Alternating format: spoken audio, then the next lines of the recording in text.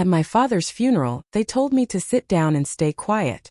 My stepmother stood at the podium with tears she'd practiced in the mirror, while my stepbrother adjusted his Rolex and my stepsister checked her phone. The church was packed with Boston's elite, 400 people who came to mourn Richard Palmer, the man who built an empire from nothing. But when I tried to speak, to say goodbye to the only parent I'd ever known, Victoria's hand shot up like a traffic cop. "Security will escort you out if you cause a scene," she hissed. So I sat there silent, watching strangers eulogize a man they barely knew. Then the lawyer stood up. And when he read those words, when he announced that I, the daughter they tried to erase, was now CEO of Palmer Industries, $800 million of steel and innovation, the sanctuary went dead silent. That's when I smiled. Because sometimes the dead speak louder than the living. Before we jump back in, tell us where you're tuning in from. And if this story touches you, make sure you're subscribed because tomorrow, I've saved something extra special for you. My name is Jessica Palmer, and the morning of my father's funeral, Boston woke up under a sky the color of slate. The kind of gray that settles into your bones and makes you forget the sun ever existed. I stood in front of my apartment mirror in South End, trying to zip up the black dress I'd bought 3 days earlier when the call came. "Your father passed away during the night. Please come to the estate to discuss arrangements." Not an invitation. A summons. The fabric caught on the zipper, and I yanked it so hard the seam split. Perfect. Even my grief couldn't fit into the boxes they wanted. I'd spent the last 6 years building websites for small businesses, living in a studio apartment with radiators that clanged through winter nights, eating takeout over my laptop. It wasn't glamorous, but it was mine. My father had offered to help 1,000 times, wanted to bring me into Palmer Industries, give me an office with a view of the harbor. But Victoria made sure I knew I wasn't really family. Not the way Brandon and Lindsay were family. They had her blood. I just had his name. The drive to Newton took 40 minutes through morning traffic. The Palmer estate sat on 3 acres behind iron gates that opened with a code I no longer remembered. I had to press the intercom like a stranger. The house was a Georgian colonial, white columns and black shutters, the kind of place that appeared in architecture magazines under the heading New England Elegance. My mother died giving birth to me in this house, in the master bedroom upstairs, before my father met Victoria at some charity gala 2 years later. By the time I was 4, she'd moved in with her 2 teenagers, and I became the odd piece in someone else's puzzle. Victoria answered the door herself, which surprised me. She usually had staff for that. Her blonde hair was pulled back in a tight bun, her black suit sharp enough to cut glass. "Jessica," she said, "not warmth, not coldness, just my name like a fact. We're gathering in the library." I stepped inside and the smell hit me immediately.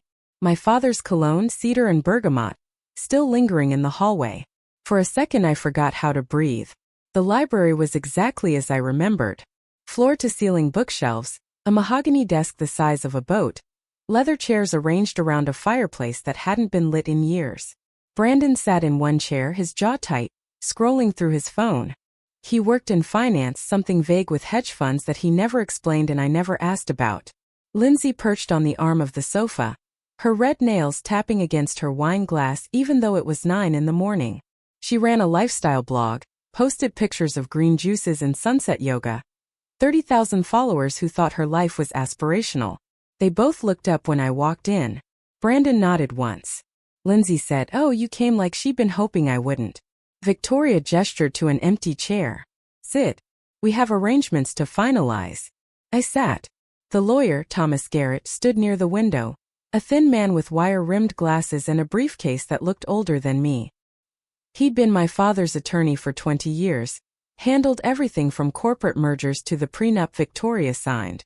Victoria cleared her throat. "As you all know, Richard's service is tomorrow at St. Catherine's Cathedral. We've prepared remarks. Brandon will speak about his business legacy. Lindsay will share a personal memory. I'll close with a tribute to his character." She didn't look at me when she said it, just continued as if I weren't there. "The reception will be at the Boston Harbor Hotel. We've limited it to close friends and business associates." I waited for her to mention my name. She didn't. Finally I said, "And what about me?" She blinked slowly, the way you might look at a child who's asked why the sky is blue. "Jessica, I think it's best if you simply attend as a guest. This is a delicate time. The press will be there. We need to present a unified family front. Unified, I repeated. She nodded. Brandon and Lindsay are prepared.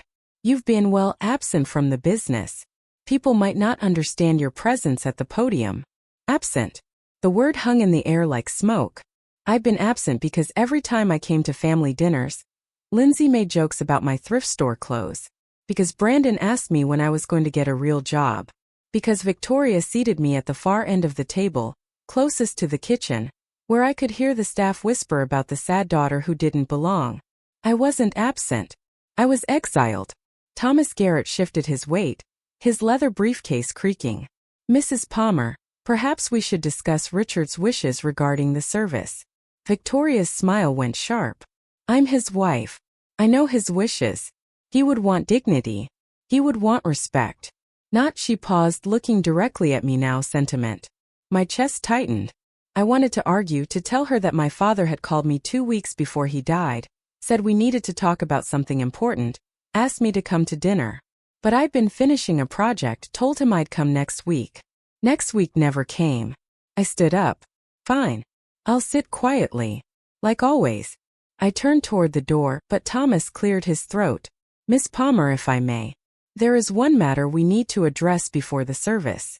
He opened his briefcase, pulled out a thick manila envelope. Your father left specific instructions regarding the reading of his will. It's to take place immediately following the funeral, at the reception. All beneficiaries must be present. Victoria's face didn't change, but something flickered in her eyes. Of course. We'll all be there. I left the estate and sat in my car for 10 minutes, gripping the steering wheel, trying not to scream. My phone buzzed. A text from a number I didn't recognize. Your father wanted you to have this. I'm sorry for your loss. Attached was a photo. My father, maybe 6 months ago, standing in front of Palmer Industries Tower, the sun setting behind him. He looked tired. Older than I remembered. But he was smiling. I zoomed in on his face, searching for some kind of message, some explanation for why he'd let this happen. Why he'd let Victoria rewrite our story. The funeral was scheduled for 2 in the afternoon. I drove home, changed into a different black dress, one without a broken zipper, and tried to eat something. The toast sat in my stomach like concrete. At 1:30, I drove to St. Catherine's Cathedral, a massive stone church in Back Bay with stained glass windows that fractured light into 1,000 colors. The parking lot was already full. News vans lined the street. Richard Palmer's death was news. Local boy made good. Built a manufacturing empire. Employed 3,000 people. Donated millions to children's hospitals. The headline in the Globe that morning read, Boston loses a titan. I walked through the heavy oak doors into the vestibule. Soft organ music drifted from inside. People milled around in clusters, black suits and dresses, voices low and respectful. I recognized faces. Board members from Palmer Industries. Investors. Politicians. The mayor was there, shaking hands near the guest book. I signed my name, Jessica Palmer, my handwriting shaky, and a woman I didn't know glanced at the book, then at me, her eyebrows raising slightly before she looked away. Inside, the sanctuary stretched vast and solemn. Rows of wooden pews faced an altar draped in white lilies. My father's casket sat at the front, closed, polished mahogany with silver handles. I felt my knees weaken. Victoria stood near the front pew, greeting guests, her face a mask of composed grief. Brandon and Lindsay flanked her like sentries. When Victoria saw me, she leaned toward an usher, whispered something, and he approached me with an apologetic smile. Miss Palmer, you'll be seated in the 3rd row. Family is in the first 2. 3rd row. Behind business associates. Behind people who'd met my father at cocktail parties. I nodded, too numb to fight, and slid into the pew. The woman next to me introduced herself as someone from the company's legal team, offered her condolences, then turned back to her phone. The organ music swelled. People found their seats. The service began. Preparing and narrating this story took us a lot of time, so if you are enjoying it, subscribe to our channel. It means a lot to us. Now back to the story. The pastor spoke about my father's generosity, his vision, his commitment to excellence. He talked about a man I recognized but barely knew. Then Victoria walked to the podium. Her voice was steady, melodic, the voice of someone used to speaking at charity luncheons. Richard Palmer was a man of integrity, she began. He built not just a company but a legacy. He believed in family and loyalty and hard work. She went on for 10 minutes, painting a picture of a devoted husband, a loving father to Brandon and Lindsay, a pillar of the community. She never said my name. Brandon spoke next. Talked about business lessons, about my father teaching him to read financial statements, to negotiate with precision, to never show weakness. He thanked his mother for standing by their father's side. Lindsay followed, sharing a story about a family vacation to Martha's Vineyard, laughing through tears about my father's terrible golf swing. The congregation chuckled softly. It was warm, human, perfect. I sat frozen, my hands clenched in my lap. Every word felt like a stone added to a wall being built around my father's memory, shutting me out. When Lindsay finished, she walked back to her seat, and Victoria returned to the podium. Before we close, I want to thank everyone for coming. Richard would be so moved by this outpouring of love. Let us now proceed to the final hymn. That was it. No mention of me. No chance to speak. I'd been erased. As the congregation stood for the hymn, I stayed seated, staring at the casket. My father was in there and I hadn't said goodbye. I hadn't told him I was sorry for missing dinner. Hadn't told him I loved him. The music swelled around me, voices lifting in harmony, and I felt like I was drowning. Then, as the hymn ended, Thomas Garrett stood from his seat in the second row. He walked to the pastor, whispered something. The pastor nodded, looked uncertain but stepped aside. Thomas approached the podium. "There is one final matter," he said, his voice cutting through the settling quiet. Richard Palmer left explicit instructions regarding this service. He wished for his daughter, Jessica Palmer, to have the opportunity to speak. The sanctuary went silent. Every head turned toward me. Victoria's face went white, then red. Thomas continued. "Unfortunately, due to circumstances beyond anyone's control, Miss Palmer was not included in the formal program. However, I'm here to honor Richard's written wishes." He gestured toward me. "Miss Palmer, if you'd like to say a few words." My heart hammered against my ribs. I felt 400 pairs of eyes on me. Victoria's expression was murderous. Brandon looked like he wanted to disappear. But I stood. My legs shook as I walked down the aisle, past the mayor, past the board members, past Victoria, who hissed, "This is inappropriate," as I passed. I reached the podium, gripped its edges to steady myself. I looked out at the sea of faces. Some curious, some uncomfortable, some like Victoria's hostile. I took a breath. "My name is Jessica Palmer," I began, my voice barely above a whisper. The microphone caught it, amplified it through the speakers. "I'm Richard Palmer's daughter. Some of you know that. Some of you don't." I paused, swallowed hard. My father was complicated. He built an empire. He changed lives. He also, I think, struggled with how to balance the weight of what he'd created with the people he loved. I saw Thomas nod slightly encouragingly. I kept going. He called me 2 weeks before he died. Asked me to come to dinner. Said he had something important to tell me. I didn't go. I was busy. I thought I had time. My voice cracked.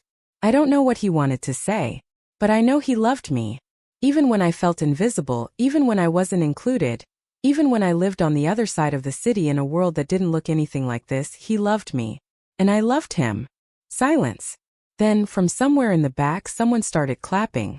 Slowly others joined. Not everyone. Victoria didn't move. But enough people that the sound filled the cathedral, echoed off the vaulted ceiling. I stepped away from the podium, my face burning, and walked back to my seat. The pastor quickly moved to close the service.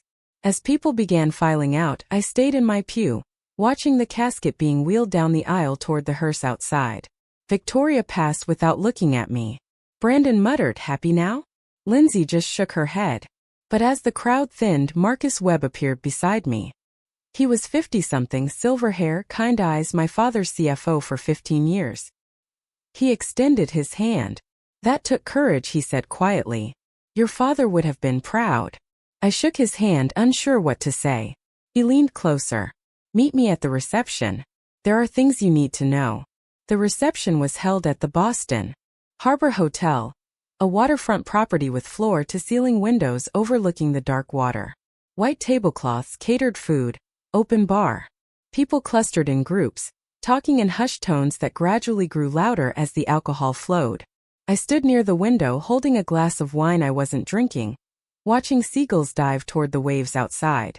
Marcus found me 20 minutes in. "Walk with me," he said. We stepped out onto a terrace overlooking the harbor. The wind was cold, biting through my dress.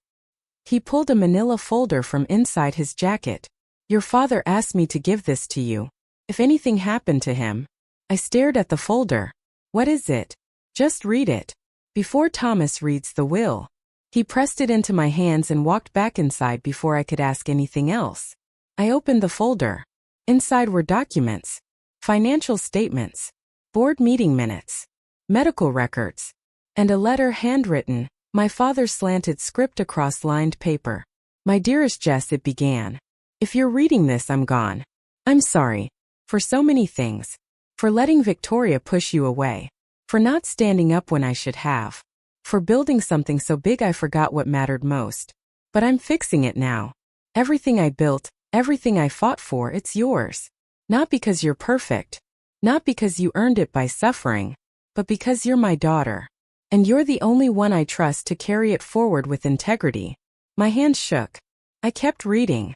"Victoria doesn't know yet. Neither do Brandon or Lindsay.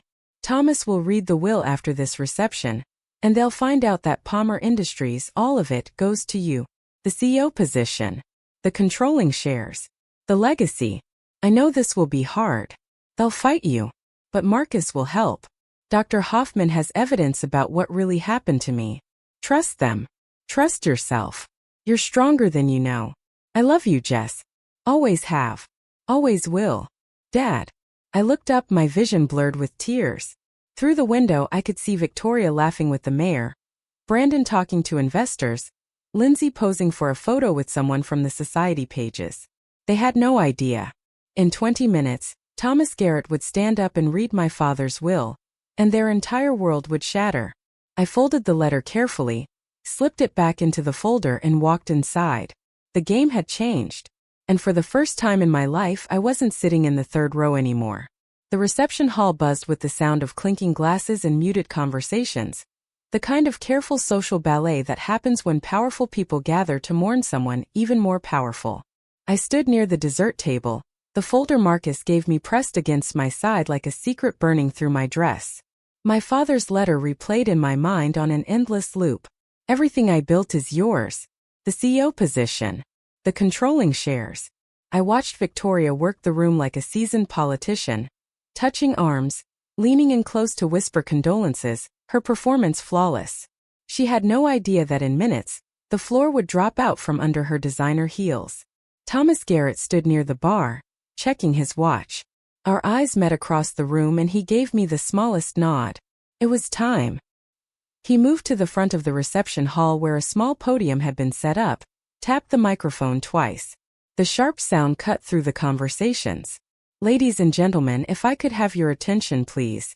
The room quieted gradually, faces turning toward him with polite curiosity. As executor of Richard Palmer's estate, I need to conduct the formal reading of his last will and testament. Per his explicit instructions, this must be done today, with all beneficiaries and key stakeholders present. Victoria's smile didn't waver, but something changed in her posture. A subtle stiffening of her spine. She glided toward the front, Brandon and Lindsay following like ducklings. I stayed where I was, half hidden behind a group of board members. Thomas opened his briefcase, pulled out a thick document bound in navy blue. "This will was executed 6 months ago," he began, replacing the previous version from 2018. Richard Palmer was of sound mind and body when these instructions were recorded, witnessed by myself and 2 additional attorneys from our firm. 6 months ago. That would have been March. I tried to remember what was happening then. My father had called me, asked me to lunch, seemed distracted when we met at a cafe in Cambridge. He'd asked about my business, about my apartment, about whether I was happy. I thought he was just being nostalgic. Now I understood he'd been preparing. Thomas cleared his throat and began reading. "I, Richard Edmund Palmer, being of sound mind and body, do hereby declare this to be my last will and testament. First, to my wife Victoria Palmer, I leave our primary residence in Newton, Massachusetts, along with a trust fund of $5 million to be distributed over 10 years. The room remained quiet, but I saw Victoria's jaw tighten. $5 million was nothing compared to what she'd expected. Thomas continued. To my stepson Brandon Palmer, I leave $2 million in my collection of vintage automobiles. To my stepdaughter Lindsay Palmer, I leave $2 million in the beach house in Cape Cod. Lindsay's face went pale. Brandon's hand curled into a fist at his side. $9 million total for the three of them. Palmer Industries was worth $800 million. The math wasn't hard. People in the room were starting to whisper, doing the same calculation. Thomas paused, took a breath, and I knew what was coming. To my daughter, Jessica Marie Palmer, I leave the following. Full ownership of Palmer Industries, including all assets, properties, patents, and subsidiaries. All controlling shares of company stock, currently valued at $640 million. The CEO position, effective immediately upon my death. All remaining personal assets, including investment portfolios, real estate holdings, and intellectual property rights. The room exploded. Not with cheers or applause, but with a collective gasp that sounded like air being sucked out of the space. Victoria's face went from pale to crimson in seconds. Brandon shouted, "That's impossible." Lindsay grabbed her mother's arm as if to steady herself. The board members near me turned to stare, their expressions ranging from shock to something that might have been respect. Thomas raised his voice over the chaos. Additionally, Richard appointed Marcus Webb as interim COO to assist with the transition, and established a trust to support Ms. Palmer's leadership development. These decisions are final, legally binding, and were made with full awareness of their implications. Victoria pushed through the crowd toward Thomas, her composure shattered. This is a mistake. Richard would never cut out his family like this. He wouldn't leave everything to someone who hasn't set foot in that company. Thomas met her gaze evenly. Mrs. Palmer, your husband was very clear about his intentions. He believed Jessica possessed the integrity and vision necessary to lead Palmer Industries into its next chapter. I have his recorded testimony if you'd like to review it. Recorded testimony. My father had videotaped his reasoning, made sure there would be no ambiguity, no way to claim he'd been confused or coerced. Brandon stepped forward, his face twisted with rage. She doesn't know anything about running a company. She makes websites for coffee shops. This is insane. Before I could respond, Marcus Webb appeared beside me. His voice carried across the room, calm and authoritative. Jessica Palmer has a degree in business administration from Boston University and has successfully run her own company for 6 years. Richard discussed his succession plan with me extensively. He believed she had exactly what Palmer Industries needed. Fresh perspective, ethical grounding, and genuine care for the people behind the profits. I felt dizzy. Everyone was staring at me now. The mayor looked confused. Investors were pulling out their phones, probably texting their analysts. Board members huddled together, whispering frantically. And my father's family, the people who treated me like an inconvenient ghost for years, looked at me with pure hatred. Victoria's voice dropped to something cold and dangerous. We'll contest this. She pointed at Thomas. You'll hear from our attorneys by morning. Thomas snapped his briefcase shut. That is your right, Mrs. Palmer. However, I should mention that Richard anticipated this possibility. He included a clause stating that any beneficiary who contests the will forfeits their inheritance entirely. Those funds would then be donated to charity. Silence. Victoria's mouth opened and closed like a fish drowning in air. She'd just been checkmated. Contest the will and lose even the $5 million she'd been left. Accept it and watch me take everything she thought was hers. Lindsay started crying, loud gasping sobs that drew uncomfortable looks. Brandon grabbed his mother's arm. We need to leave. Now. They pushed through the crowd toward the exit, Lindsay stumbling in her heels, mascara running down her face. The door slammed behind them hard enough to rattle the windows. The room remained silent for a long moment. Then someone started clapping. I turned to see Dr. Rachel Hoffman, my father's physician, standing near the bar. She was in her late 50s, silver hair cut short, wearing a simple black suit. Others joined her applause, slowly at first, then building. Not everyone. Some board members looked furious. Some investors looked calculating, probably wondering if their money was safe. But enough people clapped that I felt something shift in the room. Recognition. Acknowledgement. Maybe even respect. Thomas approached me, his expression unreadable. "Miss Palmer, we need to discuss next steps. Can you come to my office tomorrow morning?" I nodded, not trusting my voice. Marcus appeared at my other side. "I'll drive you home. You shouldn't be alone right now." Dr. Hoffman joined us. "I think we all need to talk. There are things about your father's death that you should know." Her words sent ice through my veins. "What things?" "Not here," she said quietly, glancing around at the crowd that was slowly dispersing. "Tomorrow." "But Jessica, your father didn't die of a heart attack. At least not a natural one." I stared at her. "What are you talking about?" She touched my arm gently. "Tomorrow. I promise I'll explain everything. But tonight, go home. Process this. Your life just changed in ways you can't yet comprehend." She was right. I let Marcus guide me out of the hotel, past clusters of people who watched me leave with expressions I couldn't read. Outside, the harbor wind cut through my dress. Marcus's car was parked in the executive lot, a sensible gray sedan that smelled like leather and coffee. We drove in silence through downtown Boston, past the financial district where Palmer Industries Tower rose 40 stories above the street, its windows reflecting the sunset in shades of gold and orange. "That's yours now," Marcus said quietly. "All of it. The building, the patents, the 3,000 employees counting on their paychecks. The contracts worth hundreds of millions. The responsibility." I pressed my forehead against the cool window. "I don't know if I can do this." "You can," he said. "Your father believed you could. More importantly, I believe you can." "Why?" I turned to look at him. "You barely know me." He smiled slightly. "I've known you since you were 12 years old. Your father talked about you constantly. Showed me your school projects, your college essays, your business plan when you started your company. He was so proud of you, Jess. He just didn't know how to show it in a way that didn't make Victoria furious.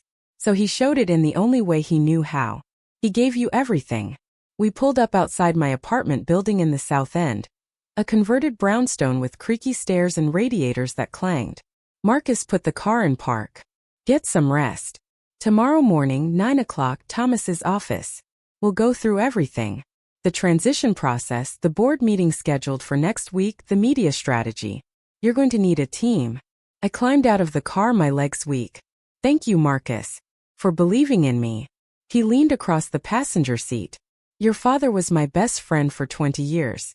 I'm not going to let his legacy fall apart. And I'm not going to let them destroy you."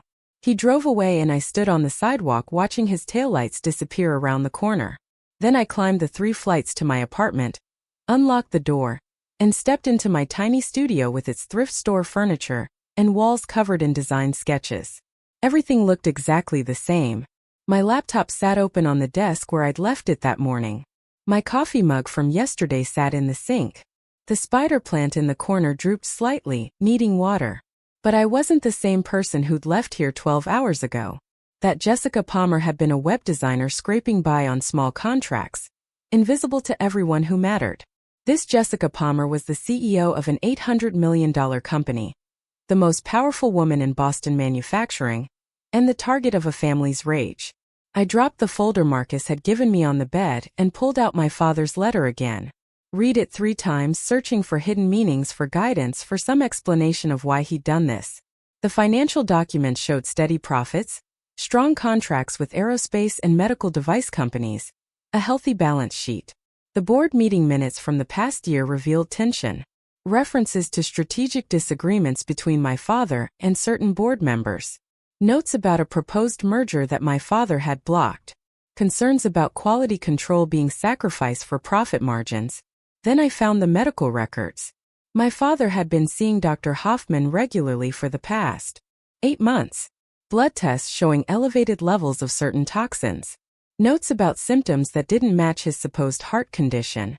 Recommendations for further testing that had never been completed. The final entry was dated 3 days before he died. Patient reports increasing chest pain and difficulty breathing.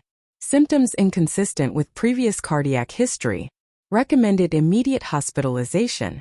Patient refused, stating he had important business to complete first. Important business. Changing his will. Making sure I would inherit everything before whatever was happening to him finished the job. I sat on the edge of my bed. The medical records spread around me like pieces of a puzzle I didn't want to solve. Dr. Hoffman's words echoed in my mind. Your father didn't die of a heart attack. Not a natural one. Which meant what? That someone had caused it? That his death wasn't the tragic but expected end of a man who'd worked too hard for too many years? My phone buzzed. A text from an unknown number. Congratulations, CEO. You just made some very powerful enemies. Sleep well. I stared at the screen, my heart pounding. Another text followed immediately. From Marcus this time. Don't respond to any messages from unknown numbers. Forward them to me immediately. They're trying to intimidate you. It's working, I typed back. Good, he replied. Fear keeps you careful. Just don't let it stop you. Tomorrow we fight back. I forwarded him the threatening text, then turned off my phone. Climbed into bed fully clothed, too exhausted to change. But sleep wouldn't come. Every time I closed my eyes I saw my father's face. Not sick and tired like in that last photo, but the way I remembered him from childhood. Strong, laughing, lifting me onto his shoulders so I could see over the crowd at the 4th of July parade. Teaching me to read financial statements when I was 10 because he said numbers told stories better than words. Telling me that integrity mattered more than profit, that the people who worked for you weren't resources to be managed but human beings whose families depended on the choices you made. He tried to teach me everything he knew. I'd just been too angry about Victoria, too hurt by feeling excluded, to realize he was preparing me for this. For the moment when I'd have to step into his shoes and decide what kind of leader I wanted to be. The kind who chased profit at any cost, or the kind who remembered that behind every contract and every spreadsheet were real people trying to build real lives. Around 2 in the morning I gave up on sleep. Made coffee and opened my laptop. Started researching Palmer Industries. Reading every article I could find about my father's business philosophy, the company's history, its reputation in the industry. What I found surprised me. Palmer Industries had started 40 years ago in a garage in Dorchester. My father fresh out of MIT with an engineering degree and $1,000 in savings. He'd invented a specialized valve system for medical equipment that made procedures safer and more efficient. One patent led to another. Within 10 years he built a small manufacturing empire, expanded into aerospace components, won government contracts. But what set him apart wasn't just innovation. It was how he treated his workers. Palmer Industries was famous for profit sharing, for promoting from within, for refusing to outsource jobs overseas even when it would have been more profitable. Article after article praised his ethics, his commitment to American manufacturing, his belief that business could be a force for good. But in the past 3 years something had changed. I found reports of worker complaints, a lawsuit from a former employee claiming safety violations, whispers about quality control issues on a major aerospace contract. Nothing concrete enough to damage the company's reputation, but enough to suggest cracks in the foundation. The most recent article, dated 2 months ago, mentioned a proposed merger with Blackwell Technologies, a private equity firm known for aggressive cost-cutting and mass layoffs. The board had voted to explore the merger. My father had voted against it. The final decision had been postponed until after the next quarterly review, which would have been this month. Except my father was dead, and now I was in charge. I sat back, the coffee growing cold in my hands. This wasn't just about an inheritance. It was about a battle for the soul of a company. My father had changed his will because he knew that Victoria and her children would sell to Blackwell in a heartbeat if it meant cashing out for hundreds of millions. Knew that 3,000 jobs would disappear within a year, as the company was gutted and flipped. Knew that everything he'd built, every value he'd stood for would be erased. He'd given me the company because he trusted me to fight for it, to protect the people who depended on it, to preserve the legacy that mattered more to him than money ever had. The weight of that trust settled over me like a blanket made of lead. I wasn't ready for this. I didn't have an MBA from Harvard. I'd never managed more than 2 part-time contractors. I'd never negotiated $1 million deal or faced down a hostile board, or held 3,000 livelihoods in my hands. But ready or not, tomorrow morning I'd walk into Thomas Garrett's office and start learning how. At 7 I showered, dressed in the most professional outfit I owned, A charcoal gray suit I'd bought for client presentations, and straightened my apartment even though no one would see it. Routine helped. Gave me something to control when everything else felt like chaos. At 8:30 Marcus texted. I'm downstairs. Ready? No, I typed. Good answer, he replied. Let's go anyway. I grabbed my bag, locked the apartment, and headed down to find Marcus waiting in his sedan. He handed me a coffee. Black, 2 sugars. How did you know? Your father told me. He knew everything about you, Jess. More than you realized. The drive to Thomas Garrett's office took 20 minutes through morning traffic. His firm occupied the top floor of a building near Boston Common. All glass walls and expensive furniture. The receptionist recognized me immediately, her eyes widening slightly. Miss Palmer, Mr. Garrett is expecting you. Conference room 3. Marcus and I followed her down a hallway lined with portraits of distinguished-looking attorneys, all white men except for one woman at the very end. The conference room had a view of the common, trees just starting to show their fall colors. Thomas was already there, along with Dr. Hoffman and 2 other people I didn't recognize. A woman in her 40s with sharp eyes and a man about my age with a laptop open in front of him. Thomas stood when we entered. Jessica, thank you for coming.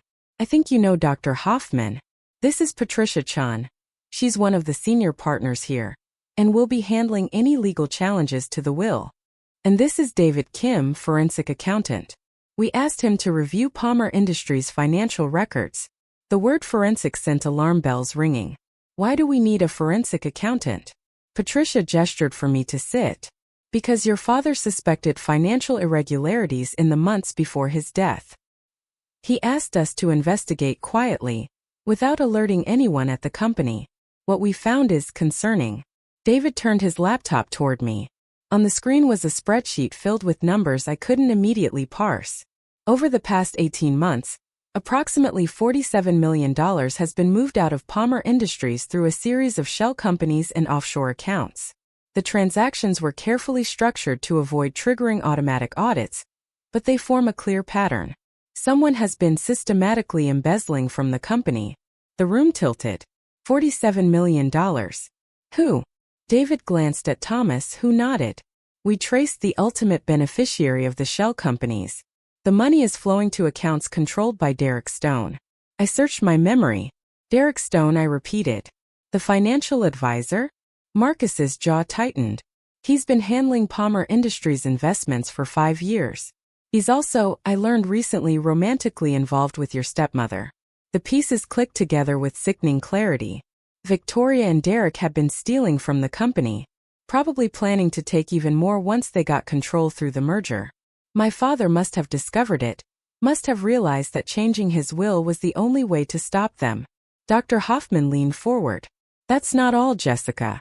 Your father came to me 8 months ago with concerning symptoms. Irregular heartbeat, shortness of breath, cognitive difficulties. I ran extensive tests. What I found was traces of digitalis in his blood. Digitalis, she paused, is a cardiac medication that in small therapeutic doses helps heart conditions. In larger doses, it causes the heart to stop. I felt like I was going to be sick. You're saying someone poisoned him. I'm saying your father was being given digitalis when he had no prescription for it and no medical need. The dosing was careful, gradual, designed to mimic a natural cardiac decline. By the time I identified it, the damage was already done. His heart had been weakened to the point where, she took a breath, where a final larger dose would be fatal. The room went silent except for the hum of the air conditioning. Marcus spoke first, his voice rough. You're telling us Richard was murdered? Dr. Hoffman nodded slowly. I reported my findings to him directly. He asked me not to go to the authorities yet. Said he needed time to protect Jessica first, to change his will, to gather evidence. 3 days later he was dead. The official cause was cardiac arrest, which was technically true. But it wasn't natural. I wanted to scream. To throw something. To rewind time and force my father to go to the police instead of trying to handle everything himself. Why didn't you come forward after he died? I demanded. Dr. Hoffman's eyes filled with tears. As I was terrified. Richard died suddenly at home with Victoria present. She called 911, performed CPR, played the devastated wife perfectly. By the time the ambulance arrived, he was gone. An autopsy wasn't required because he had a documented heart condition. I had my suspicions but no proof that would hold up in court. And I knew that if I made accusations without evidence, whoever killed Richard might come after me next. So I stayed quiet, waited for the right moment. This is that moment. Patricia pulled out another folder. We've compiled everything we have. The medical records, the financial forensics, testimony from employees who noticed Derek Stone having private meetings with your father in the weeks before his death. Security footage from the Palmer estate showing Derek visiting the house repeatedly when your father was home alone. It's circumstantial, but it's enough to warrant a police investigation. The question is, what do you want to do? All eyes turned to me. What I wanted was to curl up in a ball and pretend none of this was real. What I wanted was my father back, alive and healthy and able to fight his own battles. What I wanted was to wake up in my small apartment, where the biggest problem in my life was landing the next web design client. But none of those things were possible. So instead I straightened my spine, looked Patricia in the eye, and said the only thing I could. We go to the police. We give them everything. And we make sure whoever did this pays for it. Marcus smiled grimly. That's going to make things very complicated. The media will have a field day. The company's stock could tank. Victoria will lawyer up immediately. Brandon and Lindsay might be implicated too if they knew what was happening. This will get ugly. I met his gaze. My father built Palmer Industries on integrity. He taught me that doing the right thing matters more than doing the easy thing. So yes, it's going to get ugly. But we're doing it anyway. Thomas nodded approvingly. Then we move forward. I'll contact the district attorney's office this afternoon. Request a meeting. Patricia will prepare all documentation. David will provide expert testimony on the financial crimes. Dr. Hoffman, you'll need to give a full statement about the Digitalis findings. Marcus, you'll coordinate with the board. Prepare them for what's coming. And Jessica, he looked at me seriously, you need to prepare for war. Because once we file these reports, Victoria and Derek will come at you with everything they have. The police station on Tremont Street smelled like burnt coffee and industrial cleaner. A combination that made my stomach turn. Detective Sarah Morrison met us in the lobby, a woman in her early 40s with tired eyes and a no-nonsense handshake. She led us to a conference room with flickering fluorescent lights and a table scarred with coffee rings. Marcus, Thomas, Patricia, Dr. Hoffman and I sat on one side. Detective Morrison and her partner, a younger man named Detective Chun, sat across from us with recording equipment already set up. Thomas began by laying out the timeline. 6 months before his death, Richard Palmer changed his will, leaving control of Palmer Industries to his daughter Jessica. In the months leading to his death, he displayed symptoms consistent with Digitalis poisoning. 3 days before he died, he told his physician he had important business to complete before seeking hospitalization. $47 million was embezzled from his company through shell accounts connected to Derek Stone, who is romantically involved with Richard's widow, Victoria Palmer. Detective Morrison took notes without expression, her pen scratching across the pad in quick, efficient strokes. Dr. Hoffman spoke next, her voice steady despite the tremor in her hands. She explained the medical findings, the blood tests showing Digitalis levels that shouldn't have been present, the gradual weakening of my father's heart over months. I documented everything, she said, but I didn't have access to the body after death. Victoria had him cremated within 48 hours. Detective Chun looked up sharply. That's unusually fast. Dr. Hoffman nodded. I thought so too. But she had all the legal authority as his wife. There was nothing I could do to stop it. Patricia slid copies of the financial documents across the table. David Kim, our forensic accountant, has traced these transactions over 18 months. The pattern is clear and deliberate. Money moved from Palmer Industries into shell corporations, then offshore, finally landing in accounts controlled by Derek Stone. The transfers accelerated in the final 3 months before Richard's death. Detective Morrison studied the spreadsheets, her frown deepening. This is sophisticated. Whoever set this up knew what they were doing. Which means, Patricia said quietly, they probably also knew how to cover their tracks regarding the poisoning. The detectives asked questions for 2 hours. What was my father's relationship with Victoria like? Had there been signs of conflict? Did I know Derek Stone personally? Had anyone made threats since the will was read? I answered everything as honestly as I could, though some truths hurt more than others. Yes, Victoria resented my father's affection for me. No, I didn't know the marriage was troubled beyond normal stepfamily tensions. Yes, Derek Stone had been to family dinners, always professional, always charming. No, the threats I'd received had been vague, nothing explicit enough to trace. Detective Morrison finally sat back, exchanging a long look with her partner. Miss Palmer, I want to be straight with you. What you've presented is compelling, but it's also circumstantial. Without the body, we can't prove poisoning definitively. The financial crimes are prosecutable, but proving Victoria or Derek directly caused your father's death is going to be extremely difficult. My chest tightened. So you're not going to investigate? That's not what I said, she replied. We'll absolutely investigate. We'll interview Victoria Palmer and Derek Stone. We'll subpoena financial records and phone records. We'll look for any physical evidence that might still exist.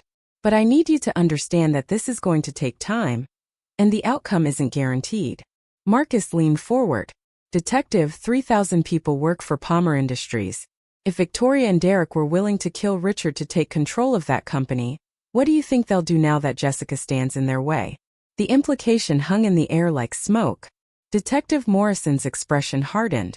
We'll also be recommending protective measures. Miss Palmer, do you live alone? I nodded. Then I suggest you consider staying somewhere else temporarily. Somewhere they wouldn't expect. And don't go anywhere without someone you trust. She slid a card across the table. My direct number. You call me if anything seems off. Anything at all. We left the station as afternoon sun broke through the clouds, turning the street into a river of gold. I felt hollowed out, like someone had scraped everything inside me and left only the shell. Marcus touched my shoulder gently. Come stay at my place. I have a guest room. You shouldn't be alone right now. I wanted to argue, to insist I could take care of myself. But the truth was I was terrified. So I nodded. Just for a few days. Until things settle down. Things aren't going to settle down, Patricia said bluntly. They're going to get worse before they get better.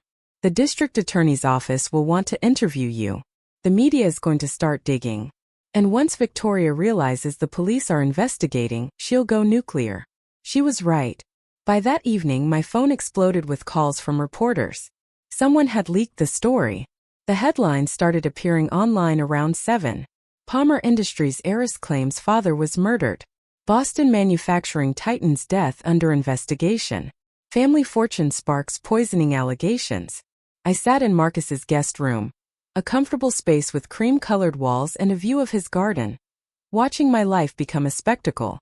Marcus brought me soup I couldn't eat. You need to stop reading those, he said gently, gesturing at my phone. They don't know anything. They're just speculating. But the speculation was brutal. Comment sections filled with people who thought I was a gold digger trying to smear my stepmother. Others defended me, pointing out that Victoria stood to gain from my father's death. A few noted that the timing of the will change and the embezzlement timeline suggested my father had known something was wrong. The worst were the threats. Anonymous accounts telling me I'd regret making accusations, warning me that rich families had ways of dealing with problems, promising that I'd end up like my father if I didn't back down. I forwarded everything to Detective Morrison as instructed. She called me back within an hour. We're tracking these accounts. Most are using VPNs and burner phones, but we'll find them. In the meantime, I meant what I said. Don't go anywhere alone. I'm serious, Jessica. People who embezzle $47 million and potentially commit murder aren't going to hesitate to tie up loose ends. The fear was constant now, a low hum beneath everything else. I couldn't sleep without imagining footsteps in the hallway.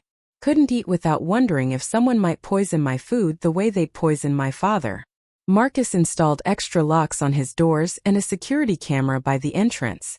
He didn't make a big deal of it, just did it quietly while I was on a call with Thomas. 3 days after we went to the police, Victoria's attorney issued a public statement. My client is devastated by these baseless accusations during her time of grief. She loved her husband deeply and would never harm him.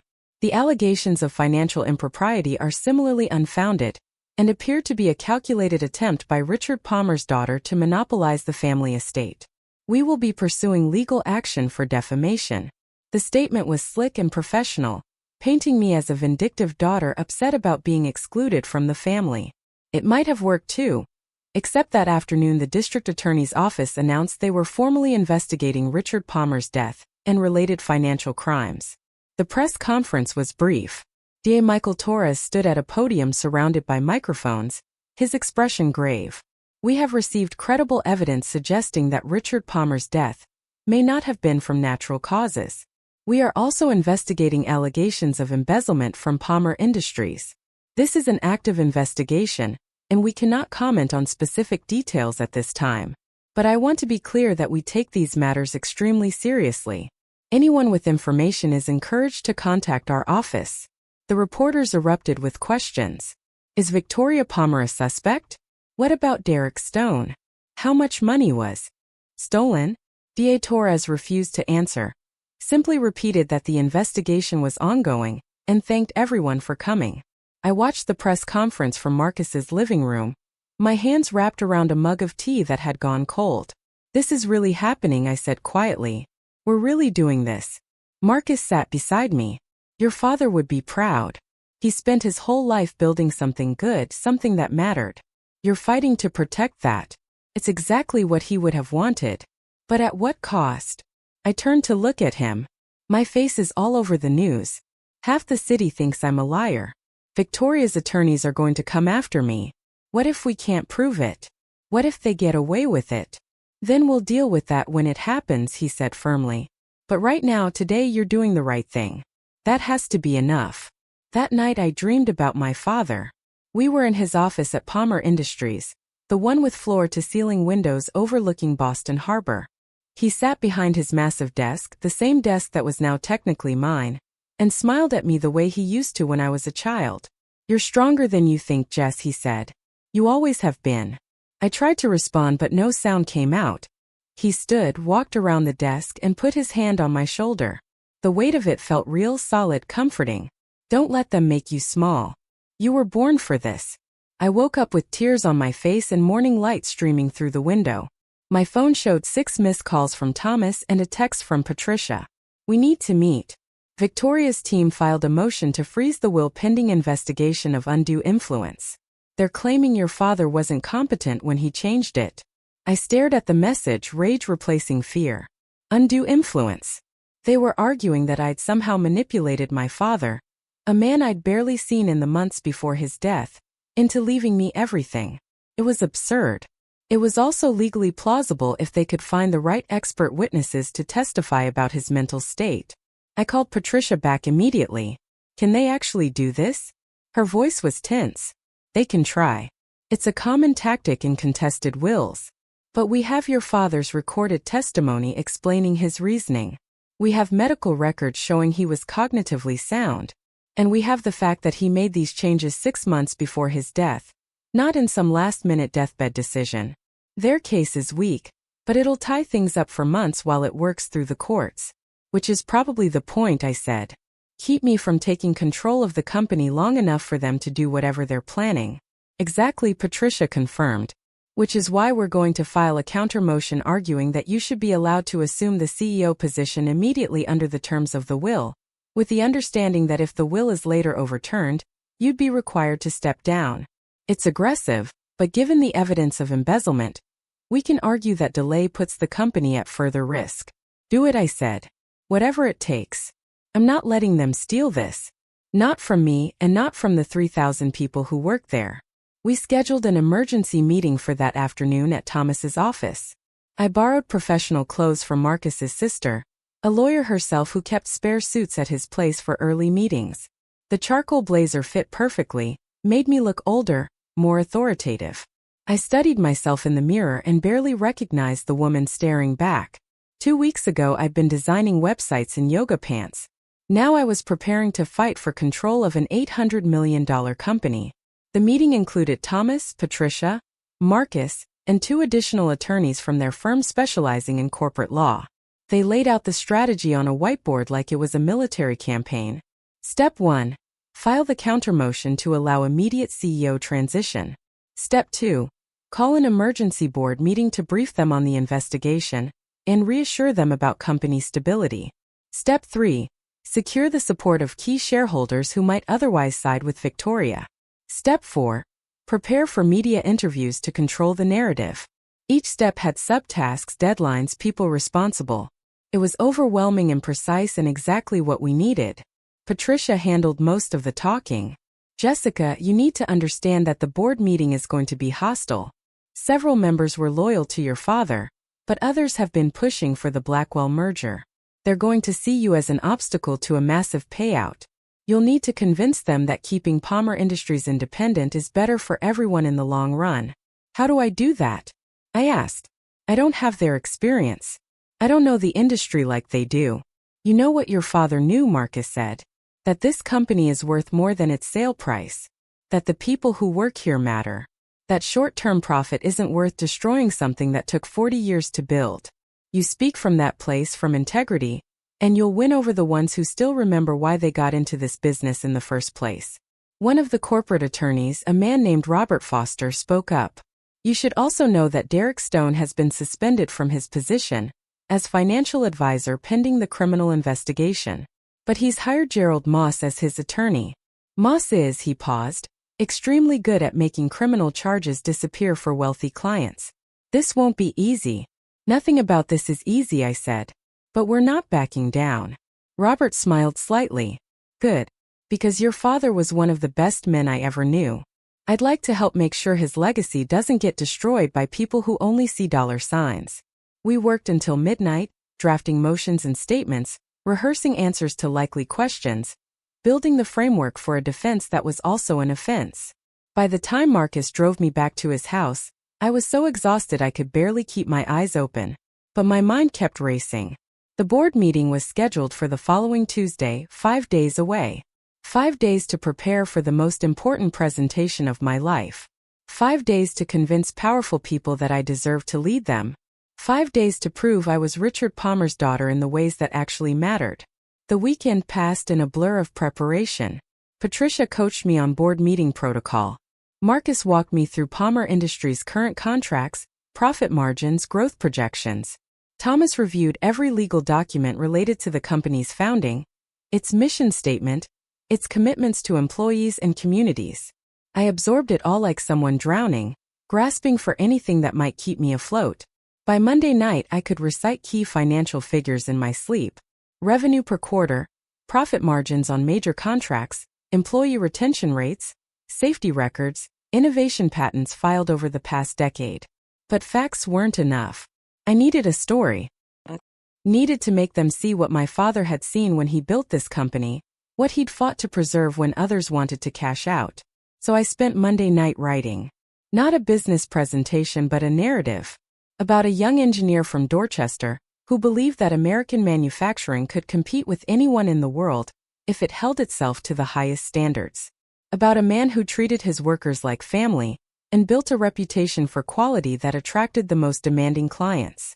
About a legacy that was worth more than the sum of its parts, that represented something rare and precious in an age where everything was disposable. By 2 in the morning I had 5 pages. By 4 I'd cut it to 3. By 6, when Marcus knocked on the guest room door with coffee, I had it memorized. He read through it once, his expression unreadable. Then he looked up at me with something like, "Ah, this is good, Jess. Really good. Your father would have loved this." "I hope the board does too," I said. "Because if they don't, I'm out before I even started." "We'll find out soon enough," he replied. "The meeting's at 9. Time to get ready." I dressed in a navy blue suit Patricia had helped me pick out, the kind of outfit that said competent professional without trying too hard. Pearl earrings my father had given me for my college graduation. Minimal makeup. Hair pulled back in a neat bun. When I looked in the mirror I saw my mother, the woman I'd never met but whose photos showed the same dark eyes, the same determined set to the jaw. I wondered if she would have been proud of me, if she would have understood what I was trying to do. Then I pushed the thought away. Today wasn't about her or about me. It was about honoring my father's life's work. Palmer Industries Tower rose into a gray sky threatening rain. Marcus and I rode the elevator to the 40th floor in silence, the numbers climbing with agonizing slowness. The executive offices were all glass and steel, modern and cold. A receptionist whose name tag read Jennifer looked up as we entered, Miss Palmer, she said, her voice warm. I worked with your father for 12 years. I just want you to know that a lot of us are rooting for you. Thank you, I managed. That means more than you know. She smiled sadly. He was a good man. One of the best. Please don't let them destroy what he built. The boardroom was already full when we arrived. 12 people sat around a massive table, 11 men and 1 woman, all over 50, all dressed in expensive suits that probably cost more than my monthly rent used to. They looked up as I entered, their expressions ranging from curious to hostile. At the head of the table sat an empty chair, my father's chair. Marcus had told me it was customary for the CEO to sit there. I walked toward it with my heart hammering so loud, I was sure everyone could hear it. Before I could sit, a man I recognized as Theodore Blackwell, the CEO of Blackwell Technologies, stood up. With all due respect, Miss Palmer, I'm not sure it's appropriate for you to take that seat given the ongoing legal questions about the will's validity. His voice was smooth, cultured, dismissive. I met his gaze directly. With all due respect, Mr. Blackwell, my father's will is legally binding until a court rules otherwise. I'm the designated CEO. This is my seat. I sat down before he could respond. The room went silent. Then Marcus took the seat beside me, and Thomas sat on my other side. Patricia remained standing near the door, a silent reminder that legal counsel was present. I placed my folder on the table, took a breath, and began. Thank you all for coming on short notice. I know the past 2 weeks have been difficult and confusing. I want to start by addressing the elephant in the room. Yes, I'm 28 years old. Yes, I've never worked in manufacturing. Yes, I'm sure many of you are wondering what my father was thinking when he left me this company. I paused, letting the honesty land. I've been wondering the same thing. But I've also spent the past week learning everything I can about Palmer Industries.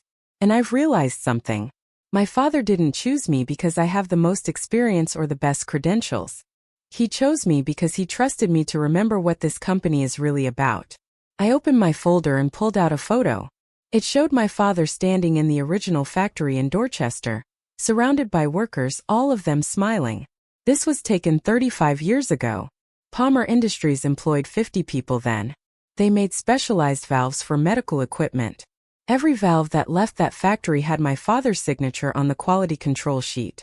Not because he was arrogant, but because he wanted customers to know that he personally guaranteed the work. That level of commitment is why Palmer Industries grew. It's why we have contracts with aerospace companies and medical device manufacturers who demand perfection. It's why 3,000 people have jobs that pay fair wages with profit sharing and benefits. Because my father understood that quality isn't just about products. It's about people. I looked around the table. Several board members were leaning forward now, listening. Theodore Blackwell's expression hadn't changed, but his jaw was tight. I know some of you support the merger with Blackwell Technologies, I continued. The financial terms are attractive. We'd all make a substantial amount of money. But I've looked at Blackwell's track record with acquisitions. Within 18 months of every merger, workforce is cut by at least 40%. Manufacturing moves overseas.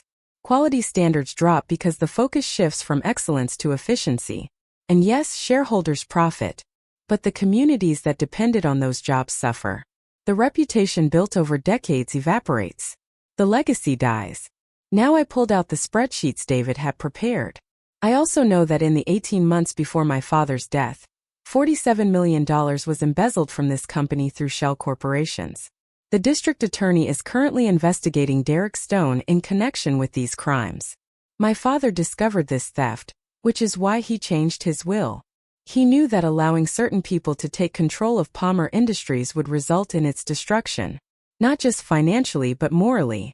The room erupted. Board members talked over each other, some demanding details, others looking shocked. Theodore Blackwell's face went red.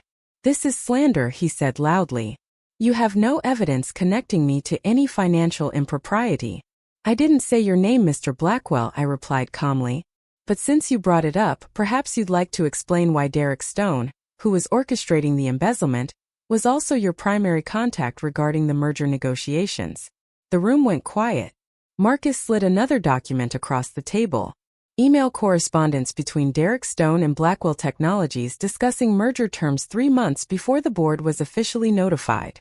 suggesting that information about Palmer Industries' financial status was being shared without authorization, potentially constituting corporate espionage.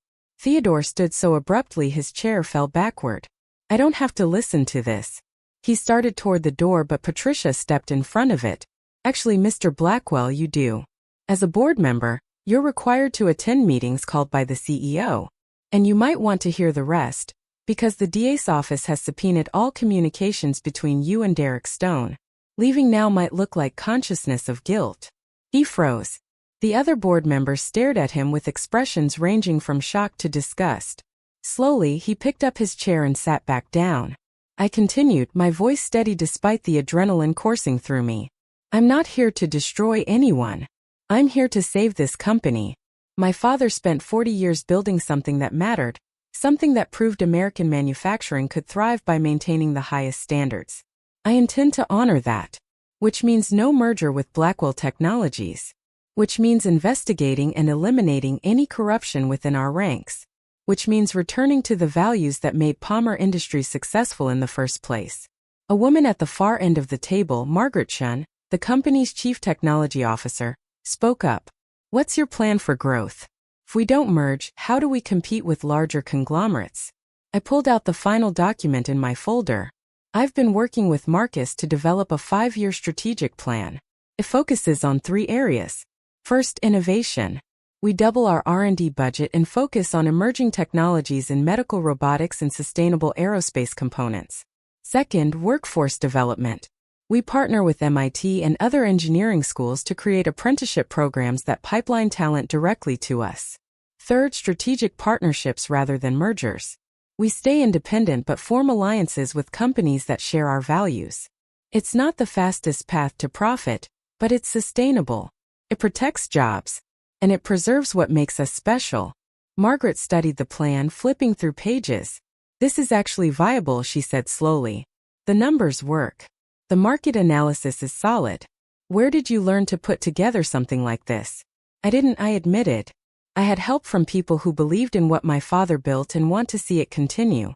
But I understand the vision. And I'm willing to work harder than anyone in this room to make it happen. Because this isn't just a job to me. It's my father's legacy. It's 3,000 families depending on us to get this right. It's proof that business can be about more than just maximizing shareholder value. Another board member, James Foster, cleared his throat. Miss Palmer, I knew your father for 20 years. Served on this board since the beginning. And I have to say you sound more like him than anyone I've heard in a long time. Richard always said that the moment we forget why we started this company is the moment we should sell it. He fought the merger because he couldn't forget. Looking at you now, I don't think you'll forget either. Several heads nodded around the table. Theodore Blackwell sat rigid, his expression murderous. The vote, he said coldly. We should vote on whether to accept Jessica Palmer as CEO or pursue alternate leadership. I agree, I said. Let's vote. Thomas stood. All in favor of accepting Jessica Palmer as CEO of Palmer Industries. Effective immediately. Please raise your hands. I held my breath. Marcus's hand went up first. Then Margaret's. Then James's. Slowly others followed. When the count finished, 9 hands were raised. Only Theodore Blackwell and 2 others, both known allies of his, voted against. Thomas's voice was formal.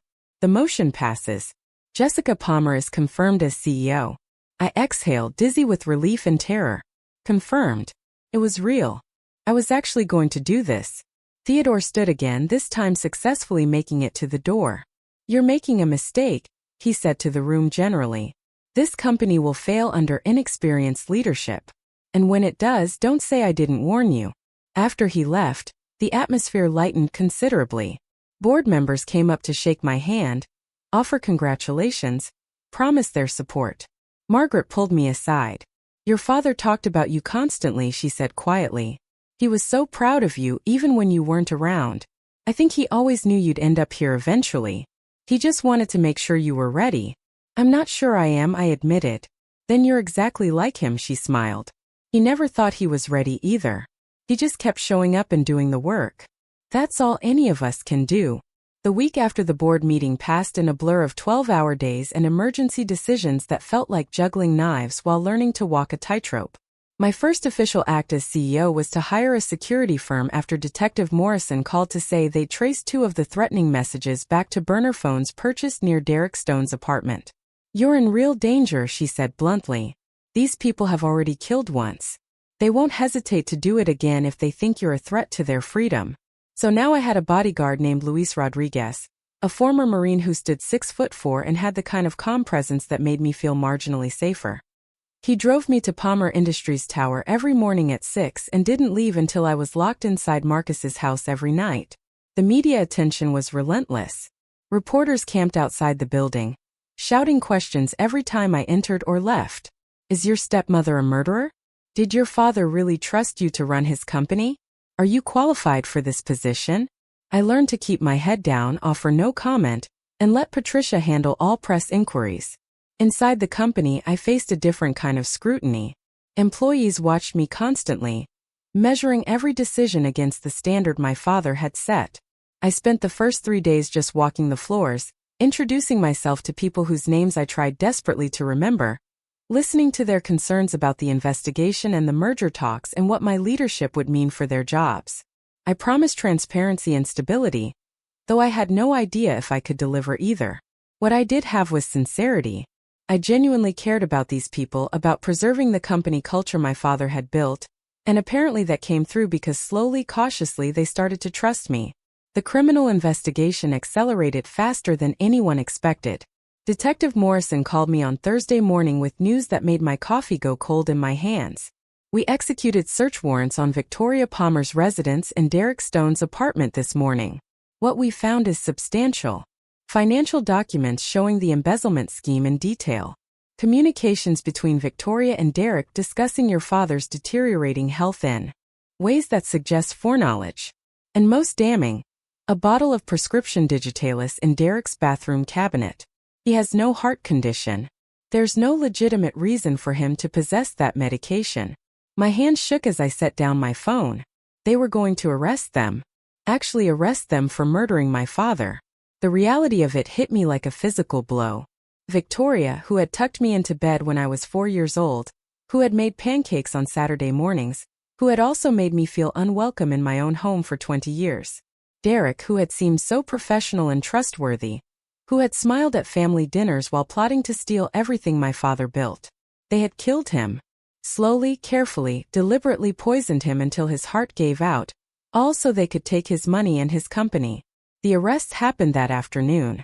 News helicopters circled Victoria's house as police led her out in handcuffs, her face frozen in an expression of shocked outrage.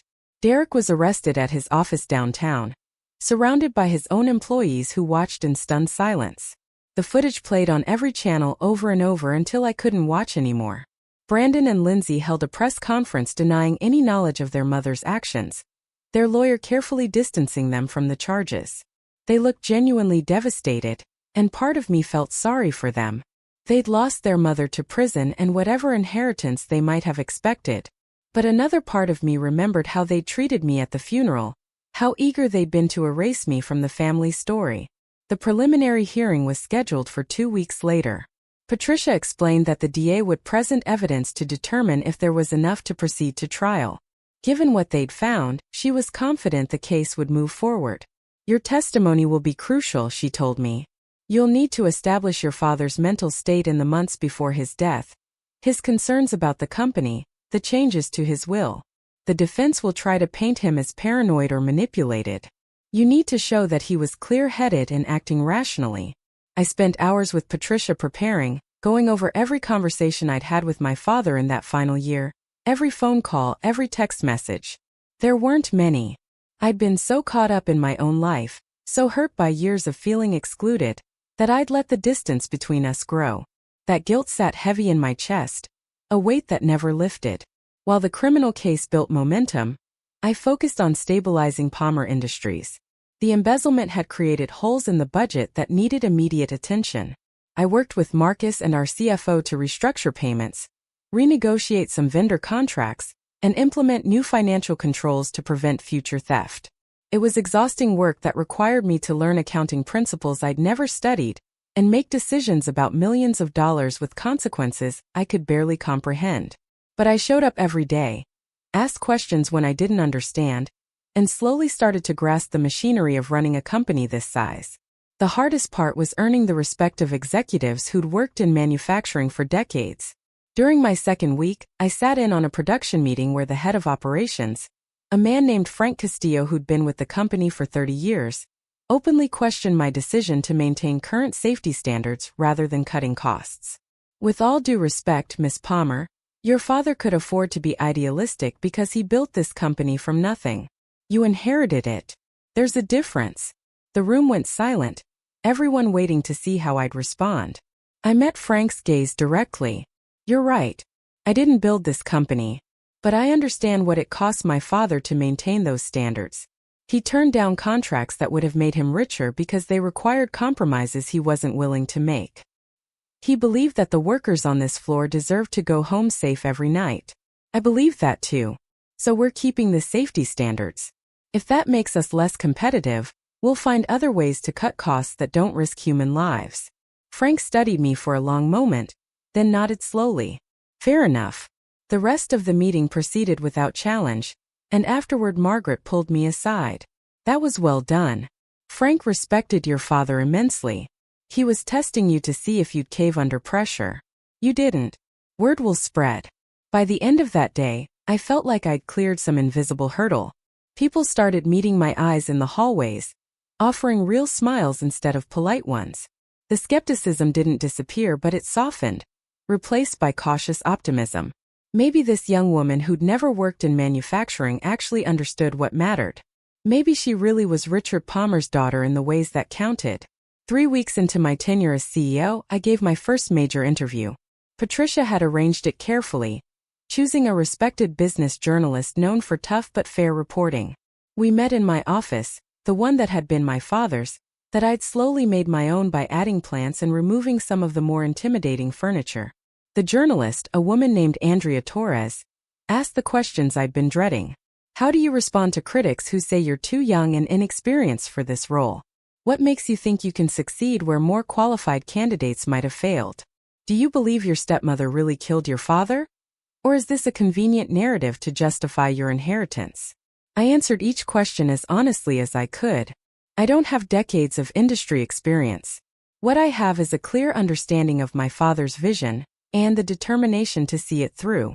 I'm learning every day, leaning on people who know more than I do, and making decisions based on the values he taught me. As for Victoria, I said carefully, I'm not the prosecutor. I don't decide guilt or innocence. But I do know that the evidence is compelling, and I trust the justice system to handle it appropriately. What I can control is making sure Palmer Industries continues to be a company worth inheriting. One that treats people with dignity and produces work we can be proud of.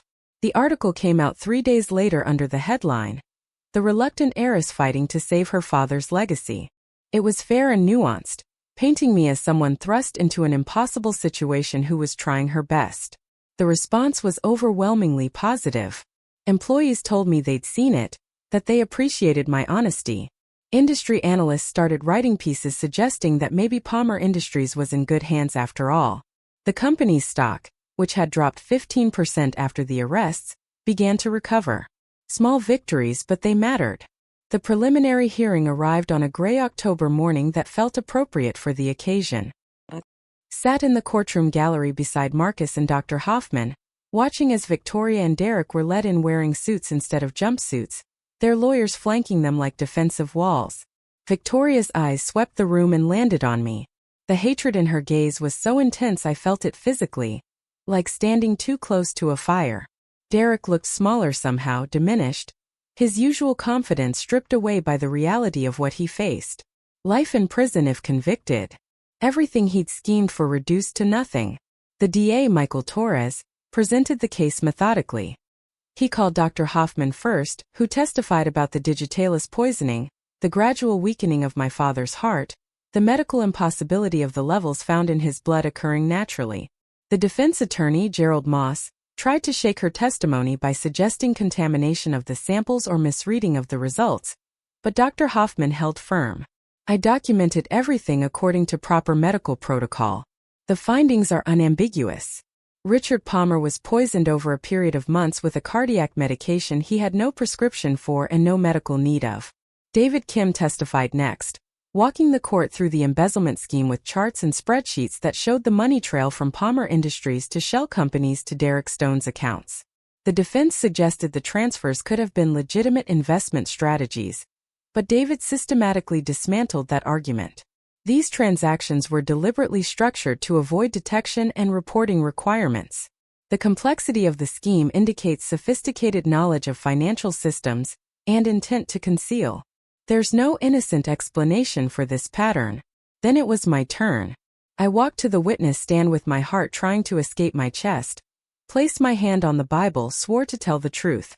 D.A. Torres asked me to describe my father's mental state in the final months of his life. He was clear and purposeful, I said. Concerned about the company's direction, worried about people he'd trusted. He told me he had important decisions to make, that he needed to protect what he'd built. There was nothing confused or paranoid about him. He was responding rationally to real threats. Did he ever express concerns about Victoria Palmer or Derek Stone specifically? Not in those terms. But he did say I should be careful, that not everyone in his life had his best interests at heart. He asked me to trust Marcus and Dr. Hoffman if anything happened to him. It was like he knew, like he was preparing for the possibility that he might not survive whatever was happening. Gerald Moss cross-examined me with the kind of smooth aggression that made me understand why he was so successful.